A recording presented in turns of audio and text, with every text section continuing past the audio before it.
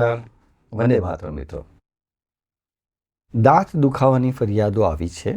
ઘણા કહે છે કે ઠંડુ પાણી અડતા જ કે ચોકલેટ ખાતા, કોઈ સ્વીટ વસ્તુઓ ખાતા દાંતમાં દુખાવો શરૂ થઈ જાય છે અને ખૂબ દુખે છે, આમ કરીને બેસી રહેવું પડે છે. સિમ્પલ પ્રયોગ કહું છું, કરજો. થોડોક વિલંબથી રિઝલ્ટ મળશે અને કેટલાકને તો તરત જ ફટાફટ રિઝલ્ટ મળી જાય છે, પણ મળશે રિઝલ્ટ મિત્રો, ભરોસો રાખજો. તો એક સિમ્પલ પ્રયોગ કહું છું.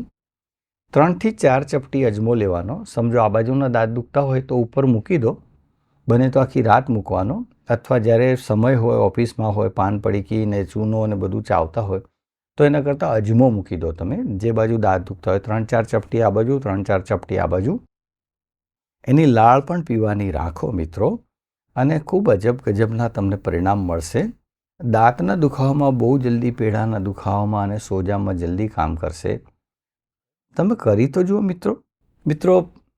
ઉપરાંત જો દાંતમાં સડો થયો હોય, પાયોરિયા થયો હોય તો અજમો લેવાનો, અડધી ચમચી ભરીને એની અંદર એકાદ નાની ગોટી કપૂરની લઈ લેવાની, વાટી નાખવાનો એને, અને જે ખાડો દેખાતો હોય, સડો દેખાતો હોય એની અંદર તમે અજમાનું પિલાણ કરી દેજો, અજમો પૂરી દેજો અને લાળ એકાદ કલાક માટે, અડધો કલાક માટે થૂકી નાખજો. ગળવાની નથી કારણ કે એમાં કપૂર છે.